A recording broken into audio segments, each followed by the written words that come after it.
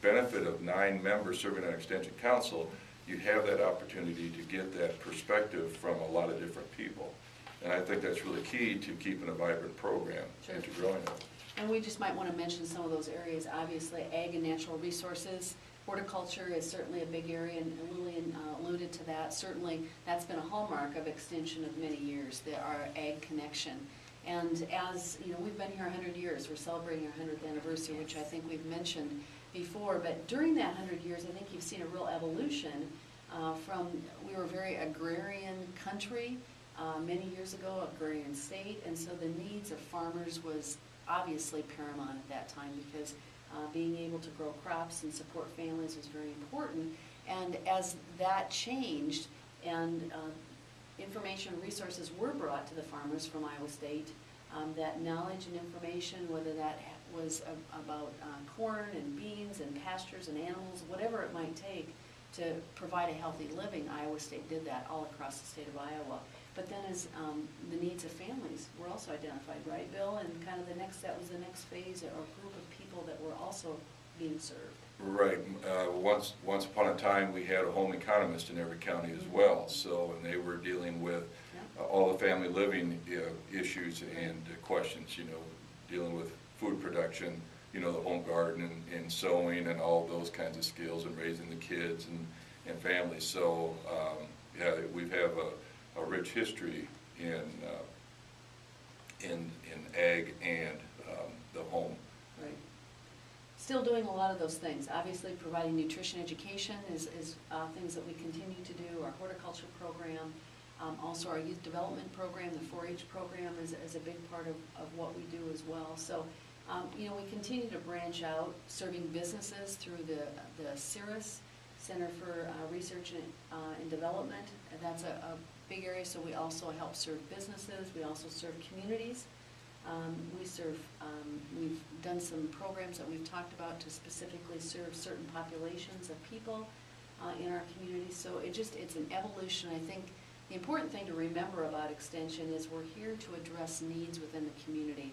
And that's really what our Extension Council members do. It's kind of like, they keep an antenna up within our community and say, okay, what are some things that we could help address? What kind of resources can we bring to bear on situations, on problems? And it's an evolving kind of thing. And so I think that's important. Michelle, one of the other areas that's dear to me is the work that we do in the schools. Yes. Because I think you touch so many lives. Not only do you touch the young people's lives as you teach them the healthy way to eat and healthy choices and all that, but then they get to carry that information home to their parents. And I think to me that's so important, because then you're developing young people who will hopefully continue to live a healthy lifestyle, right, and help their parents to good habits. Good habits. Develop those good habits. Absolutely. So I think that's very important. Exactly. What we do in the schools. Good point. Yes. Good point. Well, and when the land-grant universities were established, which Iowa State University is, the whole idea was to help have an educated society, to educate your people, because that's the strength of any democracy. And that was one of the reasons they wanted to establish the universities, is so that we would have that opportunity to bring the research-based information, the research that's being done on the university, to the people where they can apply it directly to their lives. So whether it be with the schools, whether it be on the farms, whether it be in the home, whether it be with industry, community development, wherever, this is the way that we can reach the people, by bringing it to the people. And then it's kind of that adage, if you want to think about extension, you teach one and they teach another. The Master Gardener program is a great example of that. So if you think in terms of that extension, that reaching out, helping another, right, I think is a great way to think about extension and how we can benefit those around us. And I think that partnering with other organizations within the community is also a strength of Extension, because we can't do our work alone. We don't have a huge staff, but our staff does utilize volunteers. Like you say, we train others, kind of train the trainer kind of thing, but it all starts with that research-based methodology that Iowa State helps us, or provides us, so that we can reach out to the community. Right.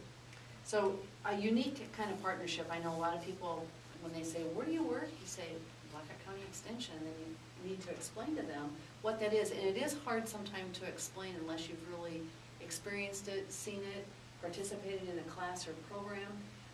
It's hard to understand, but we would encourage people, like we mentioned earlier in the program, if you have questions, please call us at our extension office, either of our locations. We're glad to make presentations, get people involved, because that's getting people engaged and having a better life. You know, people need to, it's hard work. And so we reach, and hopefully people reach to us as well. So we're glad to be able to do that for our community in a good way. So we did want to mention, just getting back to, so folks would know that if they want to actually be involved in the Extension Council, as Lillian has described, we do have our nominating committee in place, and they will be reaching out to others. And so if you are interested, you certainly can call our office, and I can give that phone number here if you're interested in giving us a call. Our number is 234-6811. That's a local call right here in Waterloo. If you're interested in learning anything about topics that we've discussed today or in previous programs or the election process, please call us. But we also have some folks here on our nominating committee that if you're interested, please let them know of your interest in running on the Extension Council. Loretta Depke is a member of the nominating committee.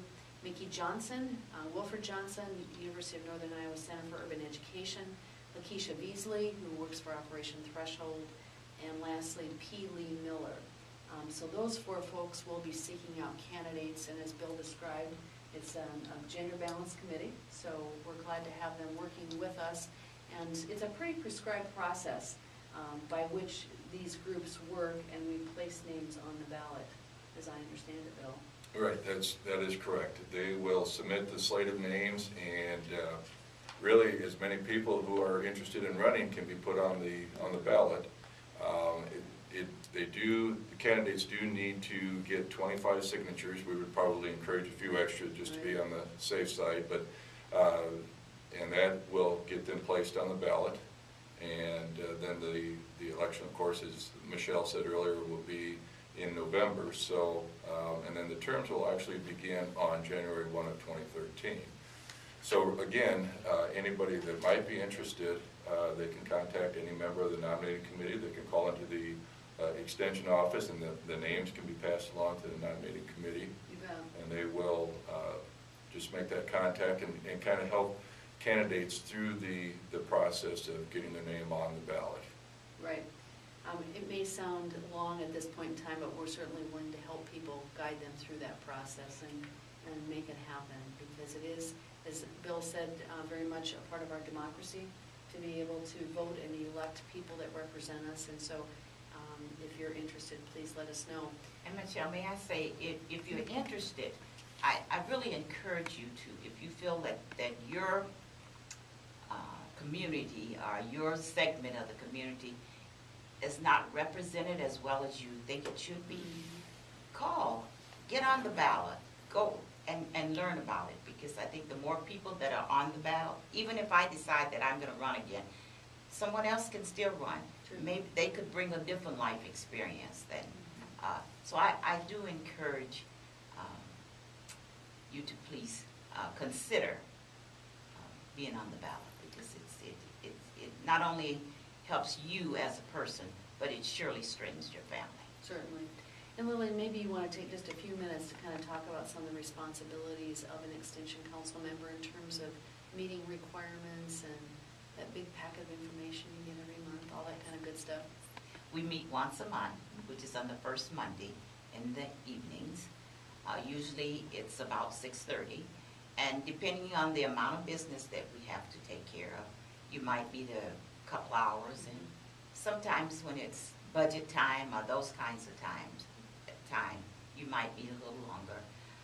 But not only do we take care of business, but I feel that you gain, if you notice all of the diversity that was on the board, that as Michelle introduced the members, you bring people from the university, you bring people from Operation Threshold, you just bring people from all areas, and you get to share with each other and learn from each other and take it back into your community. So the 2 hours or 2.5 hours that you invest once a month is not, I can't stress enough that it's a small amount of time compared to what you receive from it and what you can take back into your community. And as say you do nothing it. of all the volunteers too, that, Yes. work in extension. We certainly have a fleet of volunteers that also help us do the work. So it really is a lot of people working together and moving forward and making sure that we get the very best for our community, because I know that's why you're all sitting around that table. Yes. There's a common interest in our community and serving our community. Folks wouldn't be doing it if they didn't feel a real tug of the heart kind of thing. So again, we'd like to say thank you for doing that. We do, go ahead, Bill. I was just going to say, just to reiterate, it's just a great opportunity to have influence on the types of programs that we can offer through Extension. By having that diverse view on the council, it gives us a great direction in our programming efforts, and we can address, and it also gives us an opportunity to react more quickly should a special need show up that we hadn't anticipated. Right. Hopefully we react quickly and can bring resources quickly, and that's kind of, and stay for the long haul. Those are kind of the key pieces, I think, to Extension, is that we're not here today and gone tomorrow kind of organization, and we are people driven, very much people driven. So that's what's exciting to me, at least, to be a part of the Extension family. We do have a few minutes left. So if anybody has any questions, we certainly encourage them to call our office and find out more. Reminding people that August 29th is the date by which petitions need to be filed in the Blackhawk County Auditor's Office if you're interested in a position on the Blackhawk County Extension Office. As Lillian mentioned, we do have taxing authority during budget time, just as any city, county, or local government body might have. So we do have taxing authority, so we do have fiduciary responsibilities related to our operations, as she alluded to, as well as employ individuals. So personnel is also a big part of the work that they do, as well as the guiding programming within our county. So those are big responsibilities. We'd like to remind everybody too that we do have some upcoming events with Extension. We are celebrating our 100th anniversary, as we mentioned, and we will be doing that during the Blackhawk County Fair, which is an annual event that is held out at Cattle Congress. This year the event is July 24th to the 28th. We'd encourage listeners to visit our website. If you Google Blackhawk County Extension in Iowa, you will land upon our website. I give you the URL, but it's long and hard to remember. So if you just Google us, you'll find us, as well as Iowa State Extension. And we mentioned today that we are people driven. But if you have any druthers about going to our website, you might really find a plethora of information there. We have all kinds of helplines there that if you've got a question, we've got a horticulture helpline, we've got a family concerns helpline. And so on our website, you can gain access to that information, free, confidential help by phone. Also, our website through Extension is full of pamphlets, resources, information, many of which are free and can be downloaded for free. So if you've got some extra time, I'd encourage you to just take a look at the Iowa State Extension website and just peruse it, and realizing how much information is there, and knowing that there are people there and practices to back up that very research-based information.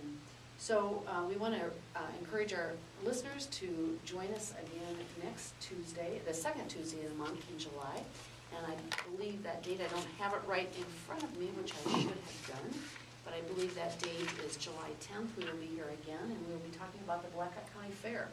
As we mentioned, that comes up the last part of July. So we encourage folks, if you're interested in finding out how you might enter a challenge class within the fair, you don't have to be a 4-H'er. We've got some bucket gardening that you might be able to do, cake mix challenge. Again, that information is available on our website. So until we see you and hear from you again next July 10th at our next meeting, or our next radio show, we say thank you to Bill, thank you to Lillian for being here. We had a great show, and really appreciate the expertise that you have brought. So again, thank you. You're welcome. Alrighty, and we're signing off today from KBBG Radio. Glad to be here, and please remember to listen to us next month. Thanks again.